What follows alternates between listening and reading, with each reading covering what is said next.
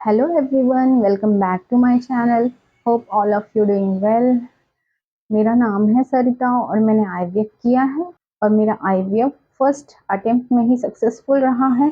इसलिए मैं अपने आईवीएफ ट्रीटमेंट से रिलेटेड एक्सपीरियंस अपने वीडियो के थ्रू शेयर करती हूँ। और आज भी मैं एक टॉपिक पर डिस्कस करना चाहूँगी कि मेरे कितने एम्ब्रो बने थे और इनका ग्रेड क्या था, क्योंकि मुझे कमेंट सेक्शन में बहुत लोग पूछते हैं कि कितने एम्ब्रो बने थे और उनके ग्रेड क्या है। तो मैंने सोचा एक वीडियो बना देती हूँ। अगर वो वीडियो में देख लेंगे तो उनको ज़्यादा आसानी रहेगी। हर बार हर बार हर किसी के क्वेश्चन का आंसर करना कमेंट सेक्शन में पॉसिबल नहीं हो पाता है, इसलिए मैंने सोचा वीडियो में ही मैं एक्सप्लेन कर देती हूँ। तो चलिए वीडियो को स्टार्ट करते हैं। तो जब हमने आईवीएफ करने का सोच लिया, हमने एक अच्छा आईवीएफ क्लिनिक सर्च किया, वहाँ गए, हमने रजिस्ट्रेशन किया और मेरा ट्रीटमेंट स्टार्ट हो गया। और मेरा जो भी मेडिसिन थी वो स्टार्ट हो गई। जब पीरियड आता है उसके सेकेंड डे से हमें इंजेक्शन लगना स्टार्ट होते हैं एग स्टिमुलेट करने के लिए। तो स्टिमुलेशन के इंजेक्शन लेने में क्लिनिक ही जाती थी, मैंने घर पर नहीं लगाती थी।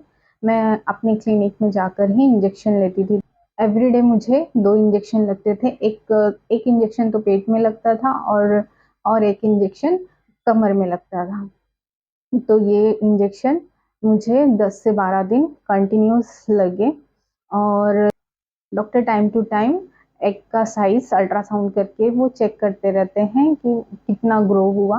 जब वो एक पर्टिकुलर साइज का हो जाता है एग, तब वो हमें एक ट्रिगर इंजेक्शन दिया जाता है और उसके 35 से 36 घंटे के अंदर एग पिकअप कर लिया जाता है। तो मेरा एएमएच लो था, तो मेरे एग भी कम बनते थे। इसलिए मुझे ये प्रोसेस 2 बार करना पड़ा। जब हमने रजिस्ट्रेशन किया था तब भी डॉक्टर ने हमें एक्सप्लेन कर दिया था कि आप एक बार एग पिकअप ना करके हम 2 टाइम सेम प्रोसेस अप्लाई करेंगे एग पिकअप के लिए। और मेरा एक बार ना एग पिकअप होकर 2 बार एग पिकअप हुआ। तो 2 बार एग पिकअप हुआ, इसका मतलब ये नहीं कि आज एग पिकअप हो गया दूसरे दिन एग पिकअप हो गया, नहीं। मुझे 2 साइकिल करने पड़े। जो स्टिमुलेशन के इंजेक्शन है 10-12 दिन, ऐसे 12-12 दिन समझ लो मुझे। 24 डेज इंजेक्शन लगे, वो भी 2-2 इंजेक्शन। तो आप कैलकुलेशन कर सकते हैं कि मुझे कितने सारे इंजेक्शन लगे होंगे। और ये तो एग स्टिमुलेशन के इंजेक्शन है। उस एक ट्रिगर इंजेक्शन भी लगता है, 2 बार लगे। तो मुझे इंजेक्शन का तो मैंने इतना काउंट नहीं किया कि पूरी प्रेगनेंसी में मुझे कितने इंजेक्शन लग चुके। तो आईवीएफ ट्रीटमेंट कोई आसान ट्रीटमेंट नहीं है, उसमें बहुत पेशेंस रखना पड़ता है, हमें बहुत कुछ सहन करना पड़ता है, तब जाके हमें बेबी मिलता है। क्योंकि शायद हम उतने ब्लेस्ड नहीं है कि हमें आसानी से बेबी मिल जाए, इसलिए हमारे लाइफ में जब स्ट्रगल लिखा है वो सब तो फेस करना पड़ेगा। तो टेंशन की कोई बात नहीं, हो जाता है और घबराने वाली भी कोई बात नहीं है, और धीरे धीरे हो जाता है। बस अपने माइंड को पॉजिटिव रखें और कॉन्फिडेंस लूज़ ना करें, हमेशा आप मोटिवेटेड रहें और पॉजिटिव सोचें तो हो जाता है। तो जैसा कि मैंने बताया कि मुझे स्टिमुलेशन का जो प्रोसेस है वो 2 बार करना पड़ा। तो पहली बार जब मेरा एग पिकअप हुआ तो उसमें 8 एग बने थे और टोटल 8 यानी 8 एग्स बने थे, लेकिन उनमें से सिर्फ 4 की क्वालिटी अच्छी थी, ऐसा हमें डॉक्टर ने बताया। और एग की क्वालिटी बहुत ख़राब थी, ऐसा डॉक्टर ने हमें बताया। जब हमारा एएमएच लो होता है, हमारी एज ज़्यादा होती है, तो ये सारी पॉसिबिलिटीज़ होना नेचुरल है। हमारी एग की क्वालिटी पुअर होती ही है और एग की क्वांटिटी भी कम होती है। तो मेरे साथ भी सब यही हो रहा था। तो जब पहली बार स्टिमुलेशन के इंजेक्शन लगाकर एग पिकअप किया तो मेरे टोटल 8 एग बने थे, उनमें से 4 ही अच्छी क्वालिटी के थे, बाकी 4 की क्वालिटी अच्छी नहीं थी।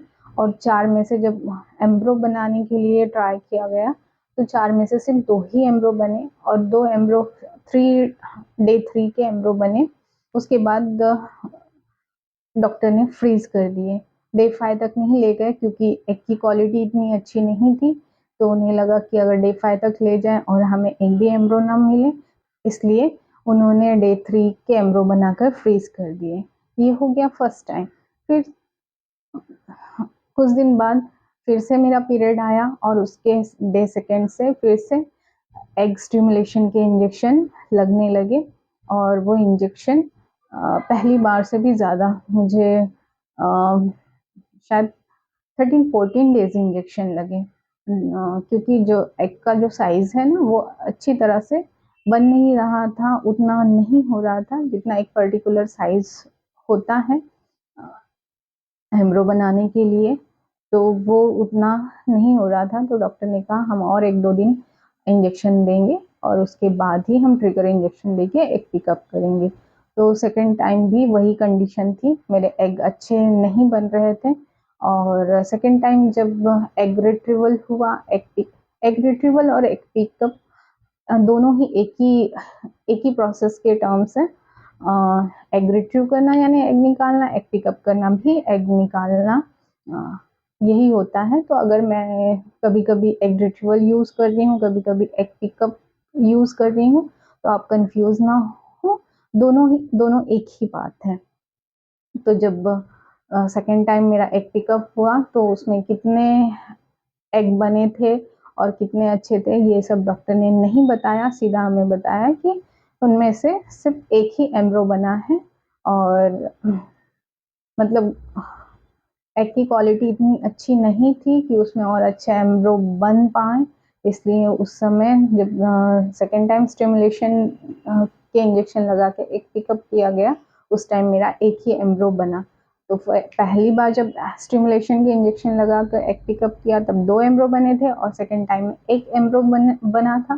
तो तीनों भी एम्ब्रो मेरे फ्रीज कर दिए गए थे, और हर क्लिनिक में 2 ही एम्ब्रो ट्रांसफ़र करते हैं, 2 से ज़्यादा ट्रांसफ़र नहीं करते हैं। तो मेरे क्लिनिक में भी यही था कि हम 2 ही एम्ब्रो ट्रांसफ़र करते हैं, लेकिन आपका सिर्फ 3 एम्ब्रो बना है तो एक एम्ब्रो को फ्रीज करके कुछ मतलब नहीं।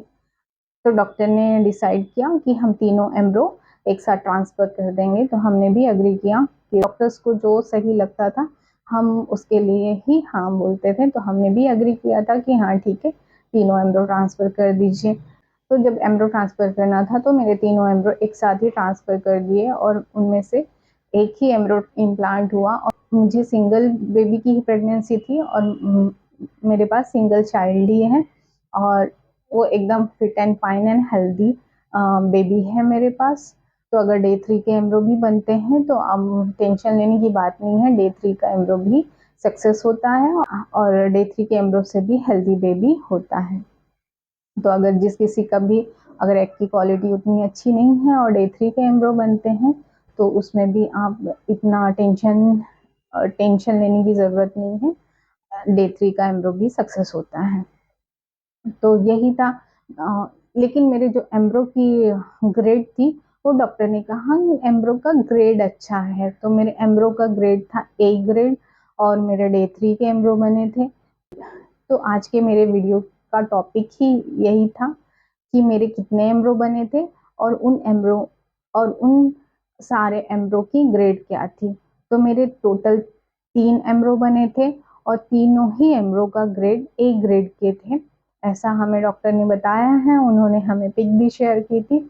और तो मैं अपने वीडियो के थ्रू यही बोलना चाहूँगी कि अगर आपकी एग क्वालिटी बहुत पुअर है, अगर और आप आईवीएफ का प्रोसेस आपका शुरू है और आपका डे 3 का एम्ब्रो बना है, तो आप टेंशन ना लें, डे 3 का एम्ब्रो भी इम्प्लांट होता है और आपको बेबी हो सकता है। ऐसा नहीं है कि कोई क्लिनिक में शायद डे 3 के एम्ब्रो ट्रांसफ़र ही नहीं करते, उनका मानना है कि ये डे 5 तक सर्वाइव नहीं कर सका तो यूट्रस में ट्रांसफ़र करने के बाद आगे क्या ग्रो करेगा, लेकिन ऐसा नहीं है। अगर सक्सेस होना होगा तो डे 3 का एम्ब्रो भी सक्सेस हो सकता है, और नहीं सक्सेस होना होगा तो डे 5 का एम्ब्रो भी नहीं सक्सेस हो सकता। तो आईवीएफ ट्रीटमेंट में बहुत सारी चीज़ें मैटर करती हैं। तो आपको पता चल गया होगा कि मेरे डे 3 के 3 एम्ब्रो बने थे और तीनों ही ए ग्रेड के थे। तो आज की वीडियो में बस यही है। अगर मेरा वीडियो आपको अच्छा लगा हो तो वीडियो को लाइक करें और चैनल को सब्सक्राइब करें। मिलते हैं एक और नए टॉपिक के साथ, एक और नए वीडियो के साथ। Thanks for watching. Bye bye, take care.